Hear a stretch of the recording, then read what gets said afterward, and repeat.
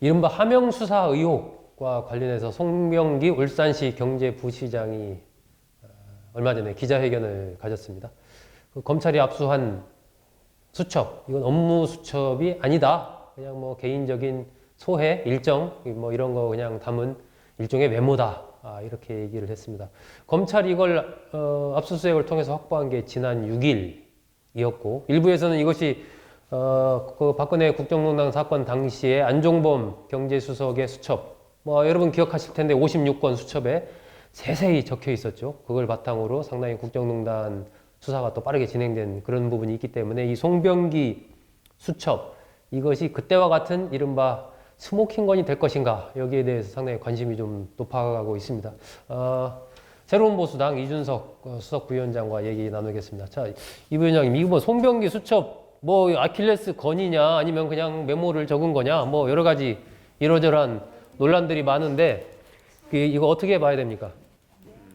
저는 이제 뭐 송병기 수첩이라고 했을 때 사실 뭐 여러 가지 측면이 있을 수 있겠지만 안종범 수석의 그런 어떤 수첩에 비견될 만한 내용들이 담겼을 것이다. 그 정도 내용이 담겨 있을 것이다. 왜냐하면 송병기 부시장이 지금 보면은 그 사실 본인의 수첩에 담겨 있는 내용이 별게 아니라는 투로 이제 증언하기 시작했어요. 네, 그렇죠. 개인적으로 그냥 뭐 적어놓은 거다. 네, 근데 얘기했죠. 거기에서 제가 봤을 때는 아무리 개인적으로 메모한 것이라도 VIP에 대한 내용이라든지 아니면 BH에 대한 내용이라고 적힌 것들 같은 경우에는 최소 어떤 정보들이 이제 전원을 들었거나 아니면 본인이 이제 직접 들었던 내용들일 텐데 안종범 수석에 관한 부분도 저희가 살펴보면은 그때 증거 능력이 인정된 것은 결국 박근혜 대통령이 지시한 것을 본인이 받아 적은 것은 증거 능력이 있다고 인정되었고, 그렇죠. 직접 얘기한 건 인정이 됐죠. 박근혜 대통령이 재벌에게서 뭔가 들었다라고 얘기한 것은 재벌에게 다시 확인이 필요한 상황이다 그래가지고 그거는 인정이 안 됐거든요. 그렇습니다. 예. 그러니까 그런 아주 미묘한 지점 사이에 송병기 부시장이 이제 그 줄타기를 하고 있는 것인데, 저는 이렇게 봐요. 저는 지금 시점에서 송병기 부시장은 사실 도청 감청 가능성까지 이제 주장을 하거든요. 검찰이 그렇죠. 그 통화 내용을 도감청한 의혹이 있다 이렇게. 이게 그러니까 메시지가 계속 오락가락할 수밖에 없는 것이, 이분이 잘 생각해 보시면은 그 2년 3년 전까지만 하더라도 김기현 시장 쪽에서 일하던 공무원이에요. 네. 그러다가 이제 작년 선거를 앞두고 이제 말을 갈아타는 케이스인데, 그렇다면 양쪽으로 지금 뭔가 걸려 있는 것들이 있다는 생각이 좀 들어요. 네. 이건 뭐 제 추측입니다만은 왜 그런 생각이 드냐면은 바로 이제 지난주쯤에 신문에서 단독 보도했던 게 뭐냐면은 그 송병기 부시장이 그 건설업자가 하는 그 단지 옆에 자기 땅도 샀다 뭐 이런 게 있었거든요. 근데 이런 개인 비위로까지 갈 수 있는 사안들이 흘러나오기 시작한다는 것은 사실 그런 정보 누가 알려줬겠습니까? 송병기 부시장 주변에 있는 사람들이 아마 알려주지 않았을까, 이런 생각을 하게 되고, 그렇다면 지금 상황에서 송병기 부시장 그런 쪽에 대한 수사를 받을 수 있는 상황 속에서 검찰 눈치도 보일 겁니다. 내가 만약에 여기서 검찰의 협조를 제대로 하지 않으면은 검찰이 이런 부분, 내 개인 비위에 대한 부분까지 들어가기 시작하면은 나는 뭐 공직 생활이 끝이다, 이런 생각을 할 테고, 반대로 그러면 한쪽에 검찰의 반대쪽에는 청와대가 있습니다. 자신이 실제로 VIP나 아니면 BH에서 들은 것들에 대해서 증언한 방향에 따라 가지고 선거 개입이 확정될 수도 있는 거예요. 그러면 이거는 정권과 척을 지게 되는 겁니다. 그렇기 때문에 지금 굉장히 그 위험한 줄타기를 할 수밖에 없는 상황이기 때문에 저는 송병기 부시장이 저는 분명히 그 녹취라는 것도 본인은 유출 경로를 알고 있을 것이다라고 생각합니다. 그러나 밖에 나와가지고는 도감청 당한 것 같다 이렇게 얘기할 수밖에 없는 상황이, 왜냐하면 휴대전화 대화라 그러면은 본인이 이미 차명폰도 압수를 당했었거든요. 그렇기 때문에 그런 쪽에서 본인이 녹취했던 것들이 유출됐을 수 있는 것이고, 뭐 왜냐하면은 도감청을 통해 가지고 만약에 그런 정보를 획득하려 그러면은, 자, 그 유선전화 같은 경우에는 구리선으로 있는 유선전화는 가서 그냥 찝으면 돼요. 도청기계로 찝으면 그게 내용이 다 들어올 수 있습니다. 그런데 휴대전화 같은 경우에는 여기서 5명, 6명 있으면 동시에 통화하면은 공중에 그 통화 내역이 다 코드화 돼가지고 날아다닙니다. 굉장히 어렵죠, 일단. 그게 CDMA라는 거거든요. 정말 코드로 암호화해가지고 날아다니는 것이기 때문에 그걸 깐다는 것은 상당히 어렵고, 검찰이 바보가 아닌 이상 본인들이 불법적으로 취득한 녹취나 아니면 도감청 자료를 통해 가지고 그걸 송병기 부시장에게 자백을 받아내기 위한 도구로 썼다 그러면은, 이거는 바로 송병기 부시장이 만약 확신이 있다 그러면은 이거는 재판 법정 가면은 100% 검찰이 불리한 상황입니다. 네. 그렇기 때문에 저는 그런 상황을 만들지 않았을 것이다. 그래서 이거는 아마 송병기 부시장이 이거는 본인도 어디서도 유출된지 알고 있겠지만은 대외적으로는 그냥 도감청 당한 것 같다 이렇게 얘기하는 것 같습니다. 네.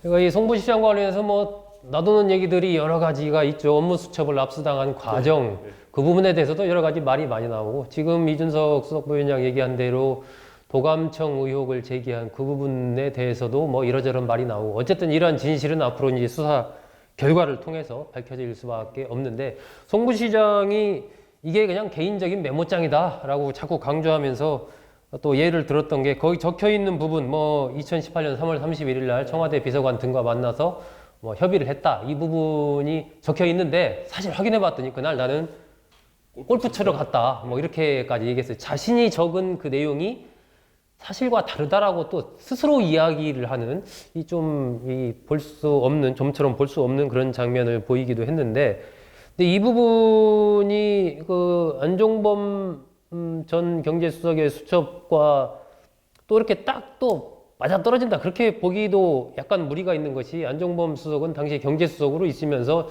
자 각각에서 이제 뭐 회의 내용들을 기록했던 거고 이 송 부시장은 물론 캠프에 있기는 했지만 뭐 그래도 조금 거리가 있었기 때문에 다르지 않느냐 그런 측면에서는 다른 것 같습니다. 그런데 이제 아킬레스건이 될 수 있느냐 그 부분은 또 비슷한 점이 있는 것 같아요. 저는 우선 2018년 3월 31일에 회의를 했다 정도는 당연히 기억을 했어야 되는 사안이고 그것이 골프장과 그 치환될 수 있는 성격의 그 행사는 아니라 보거든요.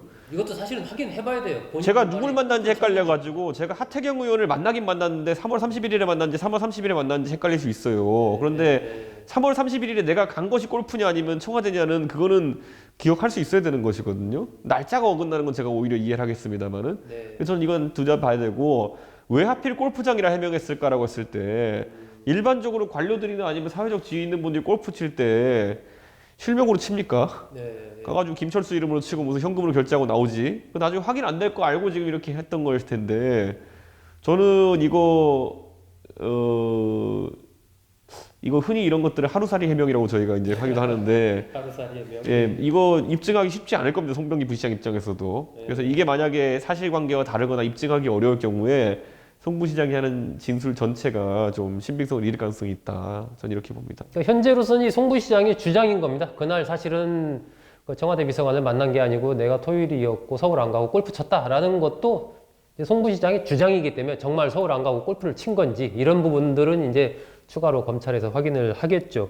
근데 여기서 그 어쨌거나 지금 하명 수사 의혹 이런 것과 관련해서 이 송 부시장이 자꾸 이 업무 수첩 자체를 하나의 그냥 개인적인 메모장이다라고 자꾸 얘기를 하는 것은 아까 언뜻 얘기했던 대로 이 증거 능력 향후에 그렇죠. 그 부분을 좀 염두에 둔 대응이라고 봐야 되지 않을까? 그러니까 이 업무라는 것이 여러 가지 있어. 안종범 그 수석도 그렇고 청와대 비서진들이 국정농단 때 녹취가 다 이제 핸드폰에 남아 있어가지고 들켜가지고 이제 그게 이제 수사의 스모킹건이 된 것은 박근혜 대통령의 지시를 명확하게 수행하기 위해 가지고 녹취 또는 메모를 한 것이거든요. 그러니까 지시 사항을 그렇게 했다라고 했을 때는 증거 능력이 있는 것이고, 그러니까 박근혜 대통령이 가서 치킨 사오세요 그랬으면은 그거는 지시 사항입니다. 그거는. 그런데 그 전원에 해당하는 것들, 그래서 박근혜 대통령이 나중에 안종범 수석에 전달하기를 어디 그룹 회장이 치킨을 좋아한대더라.